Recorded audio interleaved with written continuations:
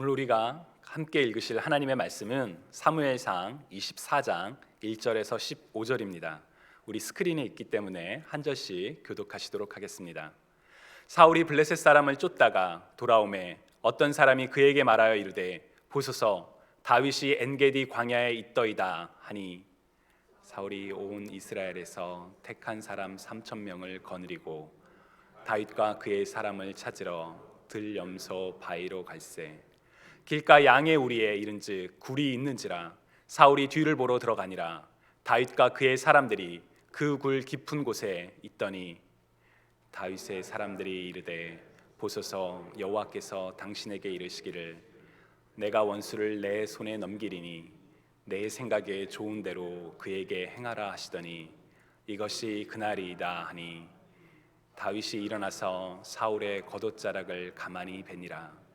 그러한 후에 사울의 옷자락 뱀으로 말미암아 다윗의 마음이 찔려 자기 사람들에게 이르되 내가 손을 들어 여호와의 기름 부음을 내 주를 치는 것은 여호와께서 금하시는 것이니 그는 여호와의 기름 부음을 받은 자가 됨이니이다 하고 다윗이 이 말로 자기 사람들을 금하여 사울을 해하지 못하게 하니라. 사울이 일어나 굴에서 나가 자기 길을 가니라.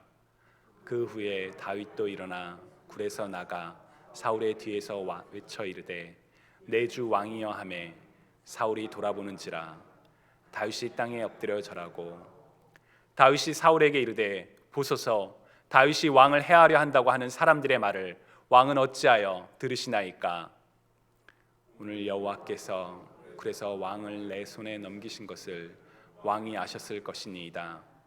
어떤 사람이 나를 권하여 왕을 죽이라 하였으나 내가 왕을 아껴 말하기를 나는 내 손을 들어 내 주를 해하지 아니하리니 그는 여호와의 기름 부음을 받은 자이기 때문이라 하였나이다. 내 아버지여 보소서 내 손에 있는 왕의 옷자락을 보소서 내가 왕을 죽이지 아니하고 겉옷자락만 베었은즉 내 손에 악이나 죄가가 없는 줄을 오늘 아실지니이다. 왕은 내 생명을 찾아 해하려 하시나 나는 왕에게 범죄한 일이 없나이다. 여호와께서는 나와 왕 사이를 판단하사 여호와께서 나를 위하여 왕에게 보복하시니와 내 손으로는 왕을 해하지 않겠나이다. 옛 속담에 말하기를 악은 악인에게서 난다 하였으니 내 손이 왕을 해하지 아니하리이다. 이스라엘 왕이 누구를 따라 나왔으며 누구의 들을 쫓나이까. 죽은 개나 벼룩을 쫓음이니이다. 함께 읽으시겠습니다. 그런즉 여호와께서 재판장이 되어 나와 왕 사이에 심판하사 나의 사정을 살펴 억울함을 풀어주시고 나를 왕의 손에서 건지시기를 원하나이다 하니라. 아멘.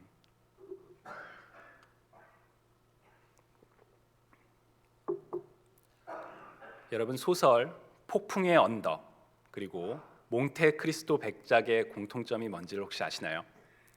제가 힌트를 좀 더 들려볼까요? 영화 올드보이 그리고 영화 존 윅 그리고 한때 유행했던 드라마 아내의 유혹의 공통점을 아시나요?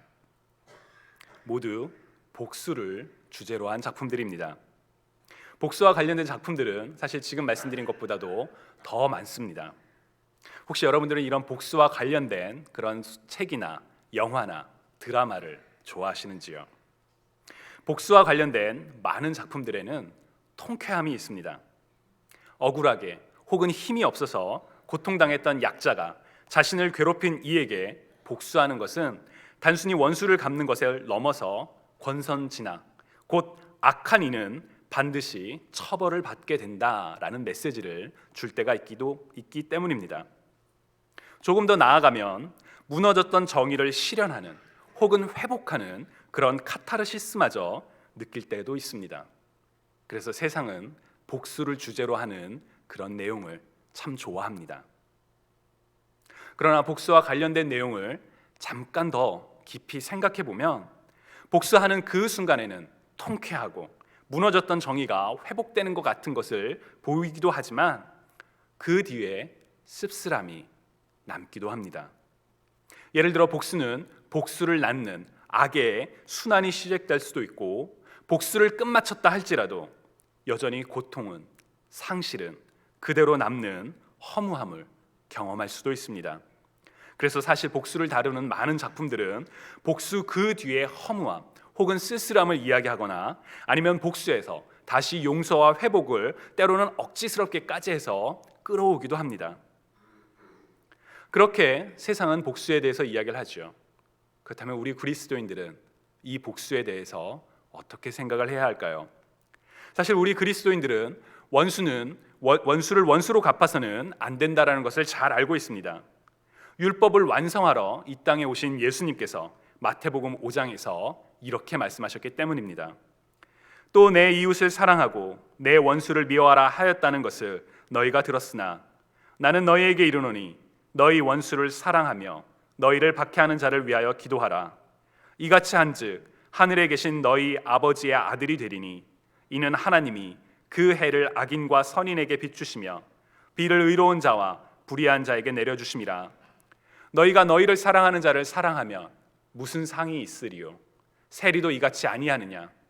또 너희가 너희 형제에게만 무난하면 남보다 더하는 것이 무엇이냐? 이방인들도 이같이 아니하느냐? 그러므로 하늘에 계신 너희 아버지의 온전하신 것 같이 너희도 온전하라 라고 예수님께서 말씀하셨습니다. 원수를 사랑하고 박해하지 마라. 하나님 아버지께서 온전하신 것 같이 너희도 그들을 사랑함으로 온전하라 라는 그 말씀을 우리는 잘 알고 있지요. 그런데 그 말씀대로 살아가는 것이 참 쉽지 않을 때가 있습니다. 복수의 반대말은 복수하지 않는 것이 아닙니다. 용서하는 것이지요. 그런데 그 용서가 참 안 될 때가 있습니다. 만약 지금 누군가로부터 고통을 받고 있는 상황이라면 혹은 누군가로 인해서 그가 의도했지 않던 간에 내 마음과 내 삶이, 내 가족이 억압받고 있는 상황이라면 더더욱 용서하는 것이 쉽지가 않습니다. 그렇다면 어떻게 해야 할까요? 가야 하는 목적지는 우리는 다 알고 있습니다. 그렇지만 그 목적지를 어떻게 갈 수가 있을까요? 그 질문의 답을 오늘 말씀을 통해 함께 나누고자 합니다. 먼저 사울과 다윗의 관계를 우리가 한번 돌아보면 좋겠습니다. 여러분, 사울과 다윗이 어떠한 관계였나요? 공적으로 다윗은 사울을 돕는 자로서 사울과 함께하기 시작했습니다. 사무엘상 16장을 보면 다윗이 사무엘을 통하여 기름 부음을 받고 난 뒤에 사울은 악한 영으로 고통을 받았다고 합니다. 그때 사울이 다윗을 불러 수금을 연주하게 했고 사무엘상 16장 21절을 보시면 사울이 다윗을 크게 사랑하여 자기의 무기를 드는 자로 삼았다라고 이야기를 합니다. 다윗의 그 일에 사울이 다윗을 사랑했지요. 그리고 이어지는 17장을 보면 사울과 이스라엘의 군대가 블레셋의 골리앗으로 말미암아 어려운 상황에 처해 있을 때에 다윗이 나서서 골리앗과 싸워 이김으로 사울을 돕기도 했습니다. 다윗은 사울을 돕기 위하여 골리앗과 싸운 것은 아니었습니다. 하나님의 이름을 위하여, 하나님의 영광을 위하여 싸운 것이었죠. 그러나 결과적으로 블레셋과의 전쟁에서 이김으로 사울이 도움을 받았다라고 이야기할 수 있습니다. 그러나 얼마 지나지 않아 다윗의 인기가 사울보다 높아지기 시작하자 사울은 다윗을 질투의 시선으로 바라보기 시작했으며 악령에 씌어진 사울은 2번이나 창으로 다윗을 꽂으려고 했다라고 이야기합니다. 이후에도 사울은 다윗을 죽이기 위해 악한 계략들을 내놓았었고 결국 다윗은 사울의 얼굴을 피하여 도망자의 신세가 됩니다. 다윗이 얼마나 오랫동안 사울을 피해 도망 다녔는지는 정확하게 알 수는 없습니다. 그러나 이 지도에 보시는 것처럼 다윗은 적어도 12번 이상 자신의 거처를 옮겨가며 이스라엘 전역을 옮겨다니며 사울을 피했습니다. 한때는 다윗은 목동으로서, 군대 장수로서 사람들의 인기와 사랑을 얻는 그런 사람이었지만 이제는 도망자의 신세로 이곳저곳을, 심지어 한때는 자신과 대적했던 이방인의 나라로까지 가서 몸을 숨겨야만 하는 처지가 되었습니다. 다윗이 잘못한 것이 있다면 그가 할 수 있는 일들을, 그가 해야 하는 일들을 최선을 다해 한 것뿐이었습니다. 즉 자신의 잘못 혹은 책임과 상관없이 자신을 질투하고 미워하는 사울에 의해서 고통스러운 도망자의 신세가 된 것이죠. 여러분, 다윗이 이 12곳이나 넘는 많은 곳을 다니면서 어떠한 마음으로 사울을 피해 도망 다녔었을까요? 그러나 어느 날 마침내 다윗에게 기회가 찾아옵니다. 당시 다윗이 피했던 엔게디 광야 그 지역에는 오늘날의 그 엔게디 사진인데 보시는 것처럼 많은 동굴들이 있습니다. 하필이면 다윗과 그를 따르는 사람들이 숨어있던 그 동굴로 사울이 들어옵니다. 천재 이루의 기회가, 복수의 기회가 다윗에게 주어진 것이지요. 다윗에게는 누가 봐도 분명한 정의가 있었습니다. 질투에 눈이 먼 악한 사울로 인해 온갖 서력을 당하고 죄 없는 자가, 죄 있는 도망자가 되어 도망자로서 그런 어려운 삶을 살았기 때문이었죠. 이제 그 잘못을 바로잡을, 이제 정의를 세울 그 기회가 다윗에게 주어졌습니다. 그리고 다윗을 따르던 한 사람이 옆에서 그 특별함을 확인시켜 줍니다. 오늘 본문 4절을 보시면 여호와께서 당신에게 이르시기를 내가 원수를 내 손에 넘기리니 내 생각에 좋은 대로 그에게 행하라 하시더니 이것이 그날이니이다 라고 이야기를 합니다. 이게 하나님의 뜻이에요 라고 이야기를 하는 것이죠. 사실 이 이야기에는 우리가 보통 하나님의 뜻을 분별하는 많은 요소들이 갖춰져 있습니다. 어떤 상황이 하나님의 뜻인지 아닌지를 분별할 때 우리는 보통 그 상황이 어떻게 움직이는지를 바라보곤 합니다. 모든 상황이 마치 톱니바퀴가 맞물려 돌아가는 것처럼 움직이면 이것이 하나님이 인도하심이구나 라고 우리는 믿을 때가 있죠. 게다가 주변에서 이 상황이 바로 그 상황입니다, 하나님께서 지금 이렇게 인도하고 계십니다 라고 조언까지 해주면 주변 사람을 통해 하나님께서 확인시켜 주시는구나 라고 이것이 하나님의 뜻이라고 믿을 때가 있습니다.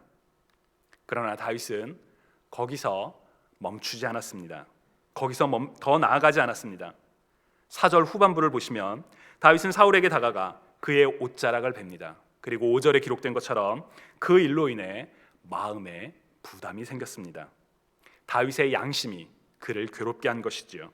그뿐 아니라 다윗은 6절을 보시면 내가 손을 들어 여호와의 기름 부음을 받은 내 주를 치는 것은 여호와께서 금하시는 것이니 그는 여호와의 기름 부음을 받은 자가 됨이니라 라고 이야기를 합니다. 자신은 사울을 죽일 수 없다, 아니 사울에게 복수할 수 없다는 것이지요. 하나님께서 다윗에게 직접적으로 사울을 죽이지 마라 라고 말씀하셨을까요? 전 사실 그게 궁금했습니다. 그래서 성경을 찾아봤는데 그런 내용을 찾을 수가 없었습니다. 어쩌면 하나님께서는 다윗에게 사울을 죽이면 안 된다라고 말씀하셨지만 성경이 기록하지 않았을 가능성도 있겠지요. 그러나 저는 다른 이유로 다윗이 사울을 죽이는 것을 포기했다라고 믿습니다. 바로 다윗은 자신의 원수, 자신을 괴롭히는 자신의 대적 사울을 바라본 것이 아니라 사울 뒤에 하나님을 바라봤던 것이었기 때문입니다. 하나님께서 사울을 택하사 이스라엘의 첫 번째 왕으로 삼으셨던 바로 그 하나님의 계획을 바라보았기 때문에 하나님께서 직접적으로 말씀하시기 전까지 자신의 뜻대로 함부로 사울을 죽이지 않겠다라고 결심했던 것이라고 저는 생각합니다. 오늘 본문에서처럼 다윗은 사울의 생명을 살려줍니다. 이에 사울은 다윗을 인정하고 자신의 후손을 돌봐달라는 부탁마저 하며 정말 해피엔딩처럼 이야기가 끝이 납니다.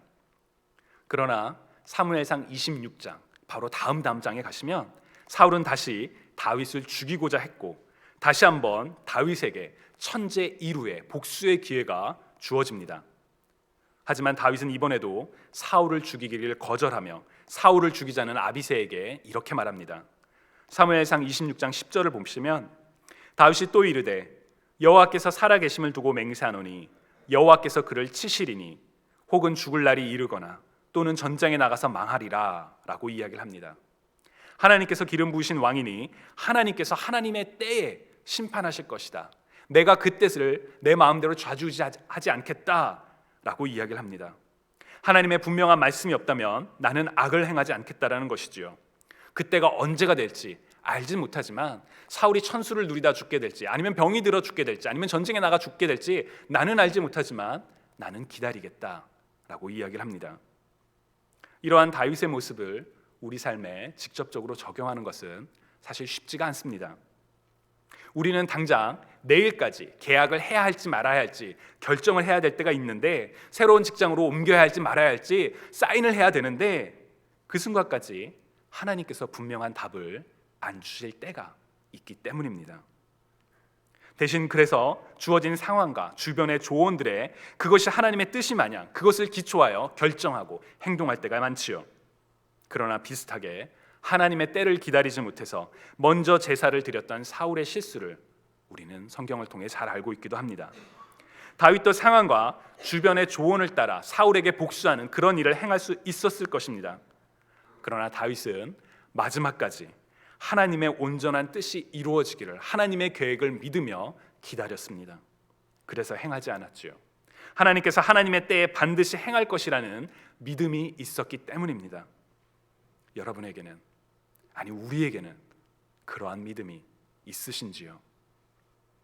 나는 지금 당장 결정해야 하는 그런 절박한 상황인데 하나님의 음성은 아직 들리지 않고 이번 기회를 놓치면 다시는 이런 기회가 찾아오지 않을 것만 같은데, 그럼에도 불구하고 오직 하나님의 뜻이, 하나님의 계획이 온전히 하나님의 때에 이루어질 것을 온전히 믿으며 기다릴 수가 있으신지요?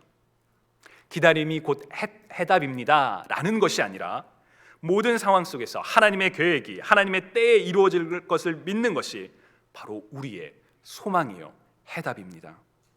여러분, 그때까지 인내하며 기다릴 수 있으신지요? 복수할 수 있는 기회가 주어졌음에도 복수를 택하지 않았던 다윗이 굉장히 놀라운 행동을 이어서 하기 시작합니다. 8절을 보시면 사울이 동굴을 나간 후에 사울의 뒤에서 다윗이 나가 외칩니다. 사울을 부르는 것이죠. 다윗에게는 사울이 떠난 후에 조용히 사울과 정반대의 길로 사라지는 그런 선택이 있었습니다. 도망자로서는 사실 그게 더 좋은 방법이죠. 불편한 관계를 더 불편한 관계로 가져가지 않도록 그냥 피하는, 회피하는 방법 말입니다. 사실 우리도 그렇게 할 때가 있지 않나요? 불편한 관계가 생기면 말을 안 하기로 결정합니다. 마주치는 것을 피하지요. 만약 그런 사람이 교회에 있으면 교회에서 그 사람과의 동선을 피하기도 하고, 심지어 내가 차라리 교회를 옮기고 말겠어 라고 생각할 때가 있지는 않은지요. 행여나 사람들 앞에서 마주치게 되면 겉으로는 웃으며 잘 지냈냐고 물어보지만 속으로는 더 이상 어떠한 나눔과 삶의 교제도 하지 않겠다, 이런 식으로 행동할 때는 없으셨는지요? 복수를 하지 않는 것만으로도 어디야, 그냥 모른 채 스트레스 안 받고 살겠어 라는 그런 생각 말입니다. 그러나 오늘 본문에서 다윗은 그렇게 하지 않습니다. 그 불편한 관계 앞으로 사울에게로 먼저 다가가 말을 겁니다. 그리고 외치기를 내 주 왕이여 라고 사울을 부릅니다. 다윗은 내 대적 사울아, 내 원수 사울아 라고 부르는 것이 아니라 내 주 왕이시여 라고 부르며 8절에 기록된 것처럼 땅에 엎드려 사울에게 절을 합니다.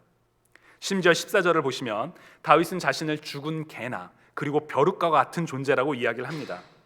자신은 사울이 쫓을 만한 그런 가치가 전혀 없는 존재라는 것이지요. 그리고 12절에 기록된 것처럼 하나님께서 이 상황을 판단하기를 소망하며 자신은 사울과 맞서 싸우지 않겠습니다 라고 이야기를 합니다. 복수를 할 수 있음에도 불구하고 하나님께서 주관하실 것을 믿기 때문에 자신은 악을 악으로 갚지 않겠습니다 라고 이야기를 하죠. 이처럼 먼저 다가가서 자신을 낮추고 악을 악으로 갚지 않겠습니다 라는 다윗의 태도는 우리가 깨어진 관계, 아니 우리를 괴롭히고 핍박하는 원수를 향하여 우리가 행할 수 있는 모습 중에 하나라고 믿습니다. 우리는 원수 사울 앞에서 복수하지 않고 화해를 요청하는 다윗의 모습을 통해 우리 삶에 좋은 도덕적 교훈을 찾을 수도 있습니다. 사실 저는 이러한 다윗의 접근이 참 좋다라고 생각합니다. 먼저 다가가서 자신을 낮추고, 그리고 상대방은 자신의 잘못을 깨닫지 못하고 뉘우치지 않고 나에게 사과를 하지 않는다 할지라도 내가 다가가서 나를 낮추고 화해를 요청하는 그 방법, 사실 세상이 말하는 중요한 화해의 단계이죠. 그런데 여전히 아쉬운 점들이 있습니다. 이러한 단계적인 방법을 안다 하더라도 이 방법 그대로 행할 수 있냐는 것입니다. 원수를 갚지 말라는 성경의 말씀을 알고 다윗이 했던 것처럼 구체적인 화해의 방법을 안다 할지라도 그것을 실천할 수 있냐는 것입니다. 솔직히 여러분들 중에서 누군가 미운 사람이 있다면, 혹은 여러분을 괴롭힌 원수가 있다면, 그를 사랑해야 한다는 것을 몰라서, 혹은 어떻게 관계를 회복해야 할지 몰라서 관계 회복을 못하는 경우도 있겠지만, 이미 그것을 알면서도 못하는 경우가 있지는 않으신지요? 더군다나 오늘 본문에서 다윗과 사울의 관계에는 석연치 않은 부분이 하나 더 있습니다. 여러분, 다윗이 사울을 용서했을까요? 다윗이 사울을 죽이지는 않았지만 용서했을까요? 12절을 보시면 여호와께서는 나와 왕 사이를 판단하실 것이라고 이야기를 합니다. 당신이 잘못한 거 하나님께서 갚으실 것입니다 라고 다윗은 선언하지요. 즉, 우리는 누군가와의 관계 회복을 위해서, 혹은 원수를 원수로 갚지 않기 위해서는 비록 다윗이 행했던 방법이 많은 인사이트와 많은 교훈을 주지만 그것만으로는 충분하지 않다는 것입니다. 도덕적으로, 사회적으로 적용 가능한 방법을 안다는 것만으로 참된 화해가, 회복이 이루어지지 않을 수도 있다는 것입니다. 그렇다면 어떻게 해야 할까요? 도대체 어떻게 해야만 해야 할까요? 저는 왜라는 질문에 우리가 집중해야 한다라고 생각합니다. 왜 원수를 용서해야만 합니까? 성경에 원수를 용서하라고 되어 있으니까요. 그렇죠? 우리는 그 성경을 믿고 따르는 사람들이죠. 살아계신 하나님의 말씀을 믿고 따르고 그것을 읽고 묵상하기를 원하는 그리스도인이죠. 근데 그것을 하기가 쉽지 않습니다. 왜 그럴까요? 그것은 그렇게 하고 싶지 않기 때문입니다. 혹은 그 상대방이 용서받을 만한 사람이 아니라고 믿기 때문에 그러지는 않으신지요? 어느 사이인가 나와 그 사람을 판단하는, 잘잘못을 가리는 기준이 나 자신이 되어 있지는 않으신지요? 모든 사람들의 마음을 감찰하시는 하나님이 재판장이 아니라 우리 자신이 그 재판장의 자리에서 저 사람은 여전히 사과를 하지 않았어, 저 사람은 여전히 자신의 잘못을 몰라, 그러니까 내가 용서를 할 수 없어, 화해를 해서는 안 돼 라고 내가 재판장이 되어 있지는 않은지요? 원수를 판단하고 그의 잘잘못을 가리는 기준이 우리 자신에게 있는 한 우리는 원수를 용서하거나 그와의 진정을 회복하는 것이 참 쉽지가 않습니다. 그런데 아주 조금만 관점을 바꿔서 생각해 보면 우리는 용서받을 만해서 용서를 받았나요? 내가 하나님께 나왔기 때문에, 내가 이렇게 토요일 아침에 기도하러 나왔기 때문에, 내가 주일마다 하나님을 예배드리기 때문에 내 믿음이 나를 구원한 것인가요? 아니요, 절대 그렇지 않습니다. 우리가 구원을 받은 이유는 하나님께서 우리를 구원하시기 위해 예수 그리스도를 이 땅에 보내셨기 때문입니다. 예수 그리스도를 구주로 고백하는 우리의 믿음은 중요합니다. 그러나 그 전에 용서받을 만한 자격이 없는, 자신이 죄인이라는 것을 깨닫지 못하는 사람들을 위해서 하나님께서 이 땅에 오시지 않았더라면 우리에게는 구원의 기회조차 주어지지 않았을 것입니다. 하나님께서 하나님의 의로 말미암아 죄인을 의인이라고 선포하셨기 때문에 우리가 의인이 될 수 있는 기회를 얻은 것이지, 우리의 믿음이나 우리의 행동이 의를 의롭게 한 것이 결코 아닙니다. 하나님께서는 먼저 용서받을 만한 자격이 없는 우리들에게 용서의 기회를 제공해 주셨습니다. 그 용서를 위하여, 그 죄를 대신 지기 위하여 예수 그리스도가 이 땅에 오셨기 때문이지요. 창조주 하나님이 피조물인 인간의 모습으로, 거룩하신 하나님이 죄인의 형상으로 이 땅에 오셨습니다. 본인을 낮추고 가장 낮춘 가장 최고의 겸손으로 오신 것이지요. 우리는 우리의 욕심을 따라 죄와 죽음에 처할 수밖에 없었으나 하나님께서는 예수 그리스도의 피로 우리를 하나님의 자녀라고 선언하셨습니다. 그리고 예수님께서는 새 계명으로 내가 너희를 사랑한 것 같이 너희도 서로 사랑하라 라고 새 언약을 주셨지요. 왜 원수를 사랑해야 하나요? 하나님께서 먼저 우리를 사랑하셨기 때문입니다. 왜 원수를 용서해야 하나요? 하나님께서 겸손의 모습으로 우리를 구원하셨기 때문입니다. 하나님께서는 우리의 죄를 묻지 않고 예수 그리스도의 거룩한 희생으로 우리를 의롭다 선언하셨기 때문에 우리가 용서를 받았습니다. 주님이 사랑하시는 여러분, 오늘 본문의 다윗의 이야기는 우리로 하여금 하나님의 계획을 인정하는 것을, 분별하는 것을, 기다리는 것의 중요성을 가르쳐 줍니다. 그리고 원수에게 먼저 겸손히 다가가 자신이 복수하지 않는 좋은 모습도 보여주지요. 따라하기를 바라는 그런 모습이기도 합니다. 그러나 거기서 멈추시지 않으면 좋겠습니다. 우리가 왜 원수를 용서해야 하는지 그 분명한 동기가 없다면, 분명한 목적지를 알아도, 그 방법을 알아도 우리는 실천하지 못할 수도 있기 때문입니다. 왜 용서해야 하나요? 왜 복수하면 안 되나요? 상대방이 용서받을 만해서 용서를 하는 것이 아니라 우리가 먼저 용서받을 만한 자격이 없음에도 용서받았기 때문에, 그리고 우리를 먼저 그렇게 사랑하신 하나님께서 너희도 가서 내가 너희를 사랑한 것 같이 너희도 사랑하라 라고 말씀하셨기 때문입니다. 주님의 구원을, 주님의 은혜를 믿으시는지요? 그 은혜를 감사하며 살아가고 계시는지요? 그렇다면 함께 용서받은 자로 용서와 회복 그리고 사랑의 삶을 살아가시는 저와 여러분이 되시기를 주님의 이름으로 간절히 축원합니다. 여러분, 이 시간에 우리 함께 기도하기 원합니다. 여러분, 기도하실 때 여러분 마음 가운데 아직 용서하지 못하는, 혹은 여러분 마음 가운데 그는 아직 나에게 사과하지 않았어, 그래서 내가 그를 더 이상 상대하지 않겠어, 그런 사람이 있다면 그 이야기를 우리 하나님께 같이 가져나와 기도하면 좋겠습니다. 주님, 내가 용서받을 만한 자격이 없었지만 주님께서 나를 용서해 주셨습니다. 나도 그를 용서하고 사랑하기 원합니다. 우리 함께 기도드리시겠습니다.